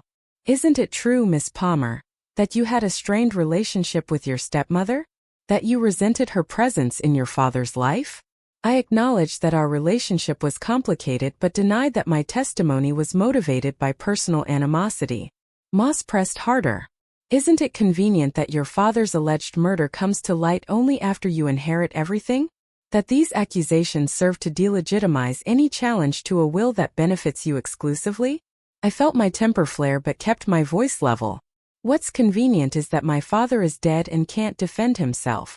What's inconvenient is that two people he trusted apparently poisoned him so they could steal his company. I'm not making accusations for personal gain. I'm seeking justice for a man who deserved better. The judge called for order as whispers filled the courtroom. Moss tried a few more angles but I held steady, refusing to be rattled. When I finally stepped down, I felt wrung out and fragile. Marcus squeezed my shoulder as I sat back down. You did good, he whispered. Really good. The hearing lasted 2 more days as additional witnesses testified and evidence was presented. Police officers described what they'd found during the searches. Financial experts confirmed the embezzlement. Communications specialists analyzed emails and text messages between Victoria and Derek that showed suspicious coordination of their stories. By the end, the judge's decision seemed inevitable. The court finds sufficient evidence to bind over both defendants for trial on charges of first-degree murder and multiple counts of embezzlement and financial fraud. Trial is set to begin in January. Bail is denied given the severity of the charges and flight risk. The gavel struck and Victoria screamed, her composure finally shattering. This is a travesty. That girl is lying. She pointed at me across the courtroom. You poisoned him against me. You stole everything. Guards moved to restrain her as her lawyer tried to calm her down. Derek sat motionless, his face gray, already defeated. I watched them being led away and felt nothing. No satisfaction, no relief. Just emptiness where my father should have been. Outside the courthouse, reporters mobbed us. Patricia gave a brief statement expressing our confidence in the justice system and requesting privacy as we prepared for trial. I stood beside her, Luis keeping the cameras at a distance, and said nothing. What was there to say? My father was still dead. Victoria's conviction wouldn't bring him back. The money and the company meant nothing compared to one more conversation with him. One more chance to tell him I understood what he'd been trying to teach me all along. That night I sat in my new apartment, a secure building in Back Bay that Luis had helped me find, and finally let myself cry. Not the angry tears of the funeral or the frustrated tears of the investigation. Just grief, pure and simple, for the father I'd loved imperfectly and lost too soon. The trial began in January on a morning so cold the harbor had ice forming at its edges. I attended every day that I could manage, sitting in the gallery and listening to testimony that painted my father's final months in heartbreaking detail. Employees testified about noticing Victoria and Derek in suspicious late-night meetings at the office. A pharmacist testified about Derek purchasing digitalis using a false prescription. A forensic pathologist explained how the drug would have affected my father's body, causing increasing chest pain, shortness of breath, weakness, until finally a larger dose triggered fatal cardiac arrest. The prosecution built their case methodically, piece by piece, until the picture was undeniable. The defense strategy was to create reasonable doubt by suggesting the poisoning could have been accidental, that Derek possessed the digitalis for legitimate reasons they couldn't disclose due to privacy concerns, that the embezzlement was a separate matter blown out of proportion. They painted Victoria as a grieving widow being persecuted by a vindictive stepdaughter, Derek as a scapegoat for financial irregularities he didn't fully understand. It was slick and professional and might have worked if the evidence hadn't been so overwhelming. The jury deliberated for 3 days, a time during which I barely slept or ate, just waited for the verdict that would determine whether my father's death would be avenged or dismissed. When the call finally came, I was in a meeting with department heads about next quarter's production schedule. My phone buzzed and Patricia's name appeared. I excused myself and stepped into the hallway. "They're back," she said. "Verdict in an hour. Can you make it?" I told Marcus to cancel the rest of my meetings and Luis drove me to the courthouse through afternoon traffic, arriving just as the jury filed back into the courtroom. I took my seat in the gallery, hands clenched together so tightly my knuckles went white. Victoria and Derek stood as the judge entered. Their faces were masks revealing nothing. "Has the jury reached a verdict?" the judge asked. The forewoman stood. "We have, Your Honor. In the case of the Commonwealth versus Victoria Palmer and Derek Stone, on the charge of first-degree murder, how do you find?" The forewoman's voice was clear and firm. "We find both defendants guilty." The courtroom erupted. Victoria collapsed into her chair, sobbing. Derek stood rigid, staring straight ahead. Behind me, I heard Dr. Hoffman crying quietly with relief. The judge called for order, then continued through the remaining charges. Guilty on all counts of embezzlement. Guilty on conspiracy to commit fraud. Guilty on every single charge the prosecution had brought. Sentencing was scheduled for the following month. Patricia explained that they both faced life in prison without possibility of parole. The embezzlement charges alone carried decades of prison time, and the murder conviction ensured they'd never be free again. Brandon and Lindsay issued a statement through their attorney expressing shock and condemning their mother's actions, though I doubted many people believed they truly had no idea what was happening. I didn't attend the sentencing hearing. I'd heard enough, seen enough. What I needed now wasn't closure from watching them be led away to prison. What I needed was to build something worthy of my father's sacrifice. Spring came to Boston with sudden warmth that turned the common green overnight and brought flowers blooming in Marcus's garden. I'd moved into a new house by then, a modest place in Jamaica Plain with good security, and a small yard where I could sit outside without bodyguards hovering. Luis still drove me to work, but the threat level had decreased significantly once Victoria and Derek were behind bars. The company was stabilizing under my leadership, slowly finding its rhythm again. We'd landed 2 major contracts, including one with a medical device company that represented exactly the kind of ethical, innovative work my father had valued. I stood in front of the mirror in my bedroom on a Saturday morning, adjusting the collar of a simple black dress. Today was the unveiling of my father's memorial, a statue we'd commissioned for the lobby of Palmer Industries Tower. The artist had captured him perfectly, standing with his hands in his pockets, a slight smile on his face, looking toward the future with confidence and hope. The inscription at the base read, "Richard Palmer, builder, innovator, believer in the dignity of work and the worth of every person." Employees and board members gathered in the lobby at noon. I'd invited everyone, from the executive team to the maintenance staff, because my father had valued them all equally. Marcus introduced me and I stepped to the podium we'd set up beside the covered statue. I'd written and rewritten my remarks a dozen times, trying to find words adequate to the moment. In the end, I'd settled on simplicity. My father built this company on a foundation of integrity and respect. He believed that business could be a force for good in the world, that profit and principles didn't have to be enemies. In the months since his death, I've learned just how rare that perspective is and how precious. I paused, looking out at the faces watching me, Some had tears in their eyes. Some smiled encouragingly. All of them had shown up, which meant something.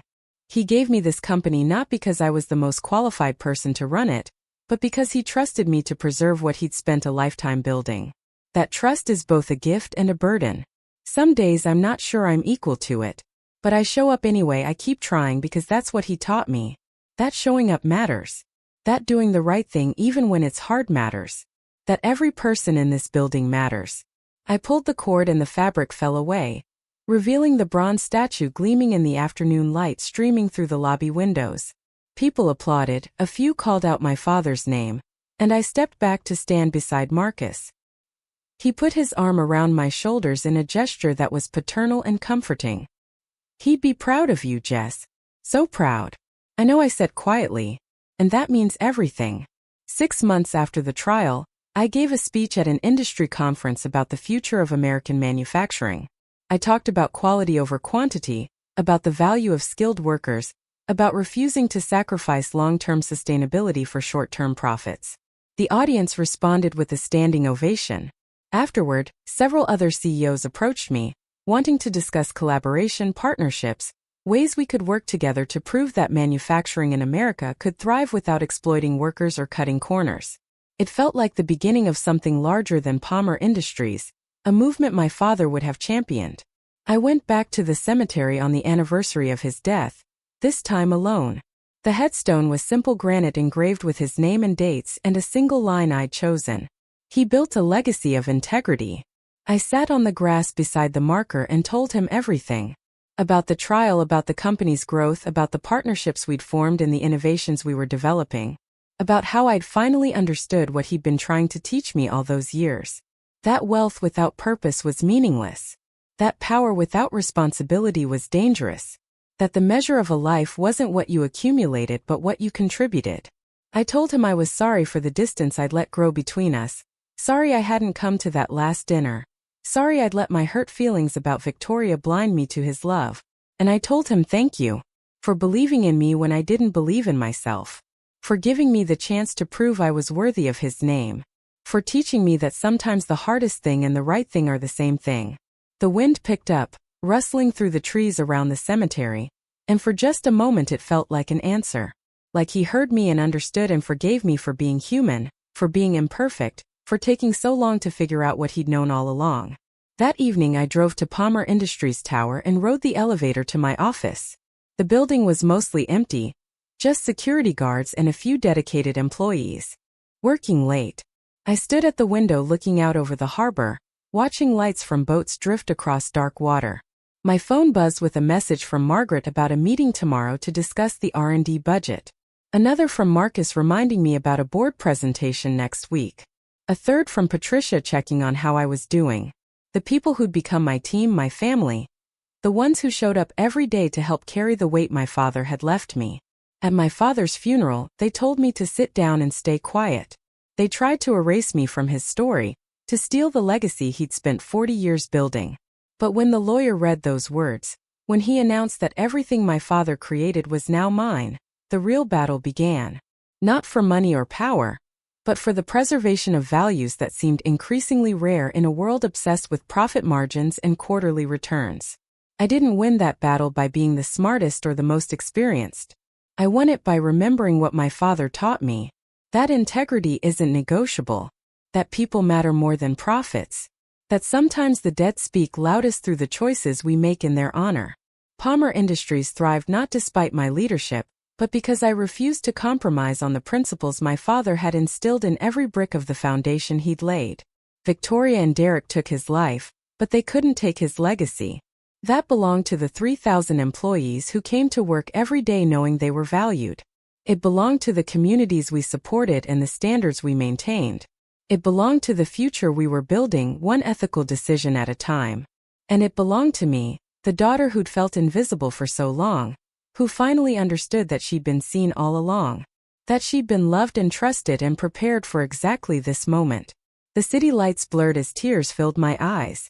Not tears of grief anymore, but something else. Gratitude maybe. Or recognition. The knowledge that my father's death hadn't been in vain, that justice had been served, that his company would endure. I pressed my hand against the cool glass and whispered into the empty office. I did it, Dad. I kept my promise. The harbor stretched dark and vast before me, but somewhere beyond the horizon, dawn was already preparing to break. And when it came, I'd be ready to meet it. The second year of my leadership brought challenges I hadn't anticipated, the kind that couldn't be solved with integrity alone. A major client, Garrison Aerospace, threatened to pull their contract worth $60 million annually unless we agreed to move production overseas where labor costs were a fraction of what we paid in Boston. Their CEO, a man named Harold Garrison who'd worked with my father for 15 years, called me personally to deliver the ultimatum. Jessica, I respect what you're trying to do, but my board is demanding cost reductions. If Palmer Industries can't be competitive, we'll have to find suppliers who can. I sat in my office after that call, staring at spreadsheets that showed exactly how devastating losing Garrison would be. $60 million in revenue supported nearly 400 jobs directly, and another 200 indirectly through suppliers and contractors. If we lost that contract, I'd have to make layoffs for the first time since taking over. Everything my father had built, everything I'd fought to preserve would start crumbling. Marcus found me there at 7 in the evening, still staring at numbers that wouldn't add up the way I needed them to. Talk to me, he said quietly, sitting across from my desk. I told him about Garrison's ultimatum, about the impossible choice between maintaining our principles and keeping people employed. Marcus listened without interrupting, his expression thoughtful. Then he said something that changed my perspective entirely. Your father faced this exact situation 20 years ago. Different clients, same pressure. You know what he did? He called their bluff. Told them that if they wanted Palmer Industries quality, they'd pay Palmer Industries prices. Half of them walked away. The other half stayed because they realized you can't find our level of craftsmanship anywhere else. And within 2 years, the ones who left came crawling back because their cheaper suppliers couldn't deliver. But what if Garrison doesn't come back? I asked. What if I'm wrong and we lose everything? Then you'll know you lost it fighting for something that mattered, Marcus replied. Your father always said that the moment you compromise your values to chase a contract is the moment you stop being Palmer Industries and become just another manufacturer. Is $60 million worth that? I spent the weekend wrestling with the decision. Called Margaret to get her technical perspective on whether we could maintain quality with overseas production. She was blunt. We could maintain adequate quality, but not Palmer Industries quality. Not the standard that makes aerospace companies trust us with components that keep people alive at 40,000 feet. I called Harold Garrison on Monday morning. My hands were steady as I dialed, my voice clear when he answered. Harold, I've thought about your proposal. And I need to tell you that Palmer Industries won't be moving production overseas. Our workers are the best in the industry, and that expertise is worth the premium you pay for it. If your board can't see the value in that, then perhaps we're not the right partner for you anymore. The silence on the other end stretched long enough that I thought he'd hung up. Then he laughed, a genuine sound of surprise. You really are Richard's daughter, aren't you? He told me once that integrity was the only competitive advantage that couldn't be copied. I thought he was being sentimental. Maybe he was right. Give me a week to talk to my board. That week felt like a year. I went through the motions of running the company while waiting to hear if I just cost us $60 million and 400 jobs. Employees sensed something was wrong, whispered in break rooms about possible layoffs. I called an all-hands meeting on Thursday to address the rumors directly. I'm not going to lie to you, I said, standing in the main production facility with 3,000 people watching me. We're facing pressure from clients who want us to cut costs by moving jobs overseas. I've refused. Because the moment we do that, we stop being the company your fathers and grandfathers and some of you helped build. We become something else, something cheaper in every sense of the word. But I need you to know that this decision comes with risk. We might lose clients. We might face difficult times. And if we do, I promise you'll know about it honestly, and we'll face it together. The response was mixed. Some people applauded. Others looked worried, calculating how much they had in savings if layoffs came. A man in his 50s, one of our senior machinists named Robert Chun, raised his hand. Miss Palmer, I've worked here 23 years. Your father never lied to us, never asked us to sacrifice while executives got rich. You're doing the same thing, standing up for us when it would be easier not to. Whatever happens, we've got your back. Others nodded agreement. It wasn't unanimous support, but it was enough. Enough to remind me why this fight mattered. Harold Garrison called on Friday afternoon. My board took some convincing, but I made them understand something. In aerospace, you don't get second chances. One failed component and people die. Palmer Industries has never had a catastrophic failure in 40 years. That's worth the premium. We're keeping the contract. I closed my eyes, relief flooding through me so intensely I felt dizzy. Thank you, Harold. You won't regret this. I already don't, he said. And Jessica? Your father would be raising hell right now about how proud he is of you. After I hung up, I sat alone in my office and cried.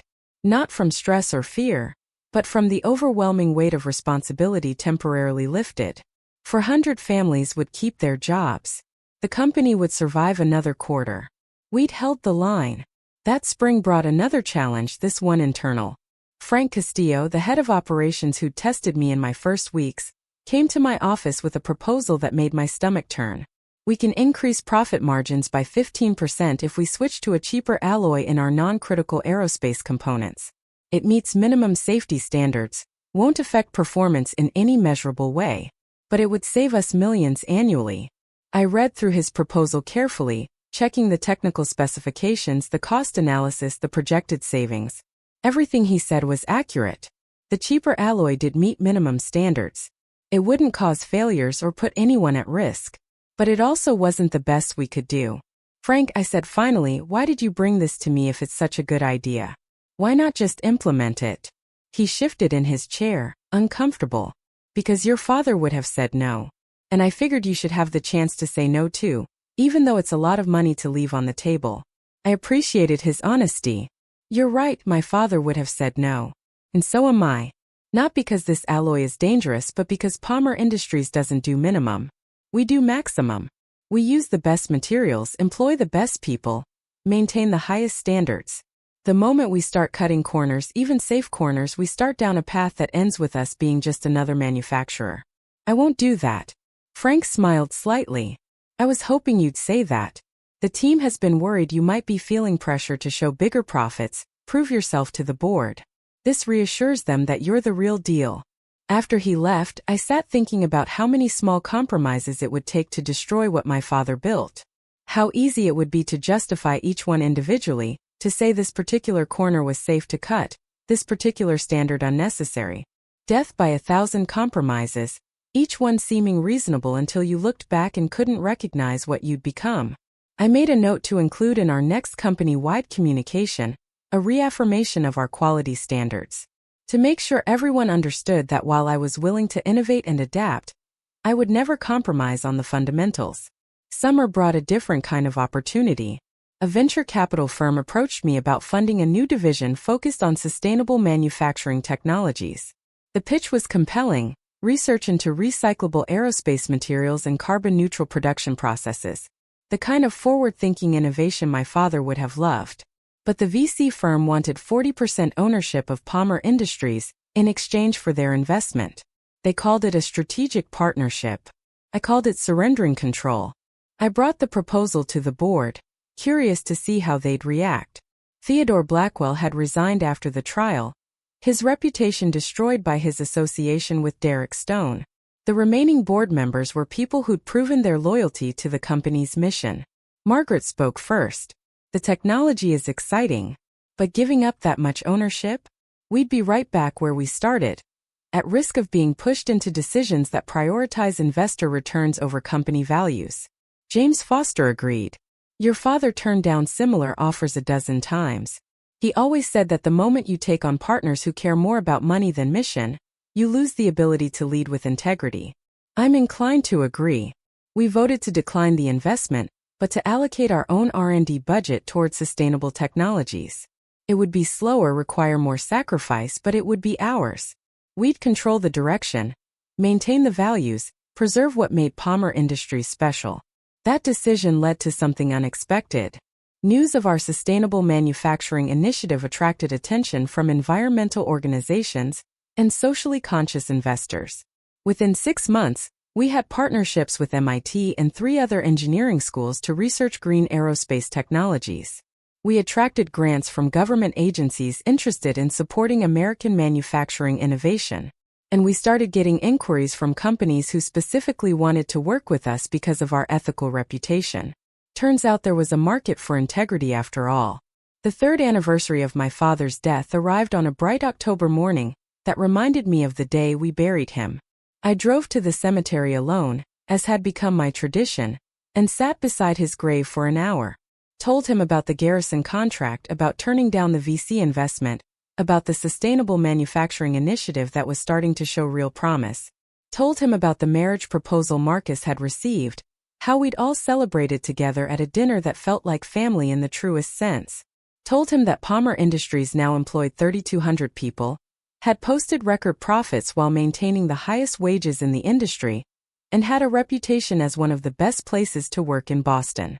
But mostly I told him that I finally understood what he'd been trying to teach me all along. That success wasn't measured in dollars or market share, but in the lives you touched and the principles you refused to compromise. That leadership wasn't about having all the answers, but about asking the right questions and surrounding yourself with people who cared about more than just their paychecks. That legacy wasn't what you accumulated but what you left behind when the numbers were forgotten and the buildings were torn down. The values that persisted because they'd been embedded in the foundation of everything you built. A woman approached as I was getting ready to leave, someone I didn't recognize at first. She was in her 60s, well-dressed, carrying flowers. "Excuse me," she said hesitantly. "Are you Jessica Palmer?" I nodded, wondering if this was a reporter or someone looking for money. She smiled. "I'm Helen Foster. James Foster is my husband. I just wanted to tell you something your father did that you might not know about. 25 years ago, my son was diagnosed with leukemia. We had insurance, but it wasn't enough. The treatments were bankrupting us. Your father found out somehow, I never knew how, and he created a medical assistance fund for Palmer Industries employees and their families. He covered everything our insurance didn't. My son survived. He's a doctor now, treating other children with cancer. That happened because your father believed his workers were family and family takes care of each other." She placed her flowers on a nearby grave, her husband's parents, I guessed. "I just thought you should know," she continued, "that the company you're fighting to preserve has already saved lives in ways that won't show up in any profit statement.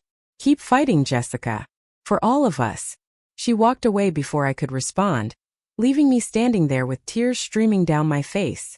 I'd known my father was generous, but I hadn't known about the medical fund. Hadn't known how many families like the Fosters had been saved by his quiet compassion.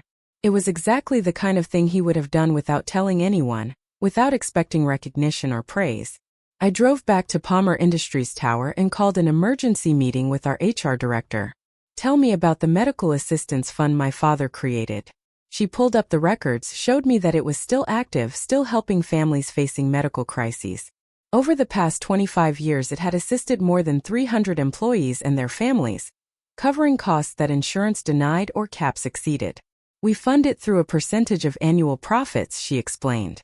"Your father set it up so it would continue regardless of who ran the company." I increased the funding that day, doubling the percentage allocated to medical assistance. If we were going to honor my father's legacy, we were going to do it completely, in ways that mattered to real people facing real crises. Word of that decision spread through the company faster than any official communication could have. By the end of the week, I was getting stopped in hallways by employees wanting to thank me, to share stories of how the fund had helped them or their families. A machinist whose daughter needed surgery, an accountant whose husband had cancer, a maintenance worker whose grandchild required expensive therapy. Each story was a reminder that business wasn't about spreadsheets and profit margins. It was about human beings trying to build lives, raise families, survive the crises that came for everyone eventually. My father had understood that. Now I did too. The fourth year brought stability, the kind my father would have recognized and approved of. We were profitable but not excessively so, successful but not at anyone else's expense. Our reputation attracted the best engineers, the most skilled craftspeople, the clients who valued quality over cost. We were proof that you could run a business ethically and still thrive, that integrity wasn't a luxury but a foundation for sustainable success. I was 32 years old, CEO of an $800 million company, and finally comfortable in my own skin. Not because I'd proven something to the critics, but because I'd proven something to myself. That I could honor my father's memory not by being him but by being the best version of myself. That I could lead with both strength and compassion, make hard decisions while staying true to core values, face impossible choices and find a way through that didn't require compromising who I was. The board meeting that fall was routine, reviewing quarterly numbers, discussing strategic initiatives, approving budgets. Afterward, Margaret pulled me aside. You know what I realized today? I used to come to these meetings dreading the arguments, the pressure to cut corners, the constant battle between doing what was profitable and doing what was right. Now I look forward to them, because we all know we're building something that matters. That's all I ever wanted, I replied. To make sure my father's work wasn't wasted. You've done more than that, she said. You've shown an entire industry that ethical manufacturing is possible. That treating workers with dignity and refusing to compromise on quality isn't weakness. It's strength. Companies are studying what you've built here, trying to replicate it. You've changed the conversation about what business can be. I didn't know if that was true, but I hoped it was. Hoped that somewhere, other young CEOs were learning that success didn't require sacrificing principles. That profit and purpose could coexist. That the best legacies were built on integrity, one difficult decision at a time. 5 years after my father's death, Palmer Industries was unrecognizable in some ways and exactly the same in others. We'd expanded into new markets, developed innovative technologies, built partnerships that positioned us for the next decade. But we still used the best materials, paid the highest wages, maintained the safety standards that made us famous. Still treated our workers like family, and our reputation like the most valuable asset we possessed. Still made decisions based on what was right rather than what was easy. I stood in front of the memorial statue in the lobby one evening after everyone had gone home, looking up at my father's bronze face. They tried to silence me at your funeral, I said quietly. Tried to erase me from your story. But you gave me the power to write my own ending. To prove that your faith in me wasn't misplaced. To build something worthy of the name Palmer. The building was silent except for the hum of climate control and the distant sound of traffic. I touched the base of the statue, the metal cool under my fingers. Thank you for believing in me when I didn't believe in myself. For seeing what I could become even when I couldn't see it. For giving me the chance to honor your memory by living your values. I'll keep fighting, Dad. For as long as I'm here, Palmer Industries will stand for everything you taught me. Integrity over profit. People over numbers. Legacy over wealth. The city lights flickered beyond the windows, Boston settling into another night. And I walked out of the building my father built, the company he'd entrusted to me, secure in the knowledge that his legacy was safe. Not because I was perfect or brilliant or even particularly qualified when I started, but because I understood what he'd spent a lifetime trying to teach me. That some things are worth more than money.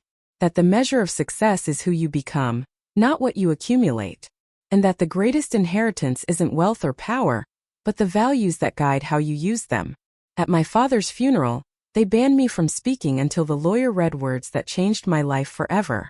But in the 5 years since, I'd found my voice. And I'd used it to tell a story my father would have been proud of.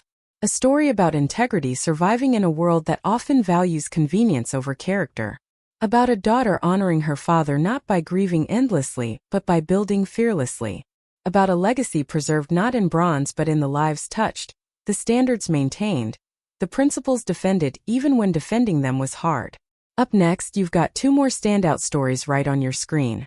If this one hit the mark, you won't want to pass these up. Just click and check them out.